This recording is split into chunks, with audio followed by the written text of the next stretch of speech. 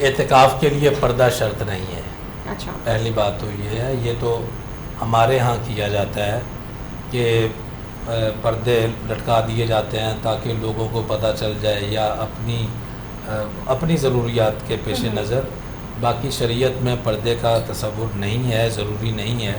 اگر آپ پردوں کے بغیر رہتے ہیں تب بھی درست ہے. اچھا.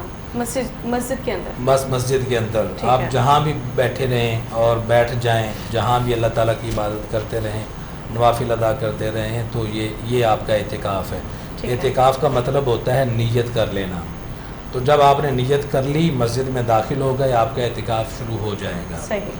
اب وہ کہاں چل پھر سکتے ہیں؟ تو وہ مسجد کی حدود کے اندر چل پھر سکتے ہیں. یا ایک ہوتا ہے مسجد اور ایک ہوتا ہے مسجد کا حصہ، لیکن وہ مسجد نہیں ہوتا.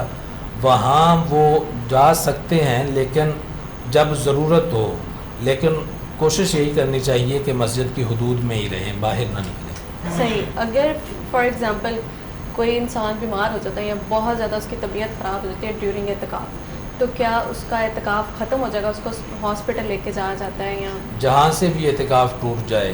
اعتکاف ٹوٹنے کی کئی وجوہات ہیں، وہ مرد ہوں یا گھر میں خواتین ہوں. جہاں سے اعتکاف ٹوٹے گا وہیں سے اعتکاف کو دوبارہ کیا جائے گا.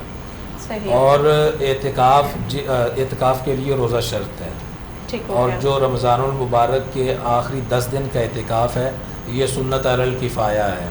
ایک اعتکاف ہوتا ہے واجب، جو آدمی نظر مان لیتا ہے کہ میں اتنے دن کے لیے اعتکاف بیٹھوں گا، کروں گا، تو وہ واجب ہو جائے گا. اور ایک ہے سنت علی الکفایہ کہ رمضان المبارک کے آخری دن جو اعتکاف کیا جاتا ہے. اس کے علاوہ جتنے اعتکاف ہیں وہ نفل ہیں. جو آپ نفل ہو یا سنت علی الکفایہ ہو، جس وقت یہ ٹوٹ جائے گا تو اس کی پھر قضا آپ کے ذمہ واجب ہو جائے گی.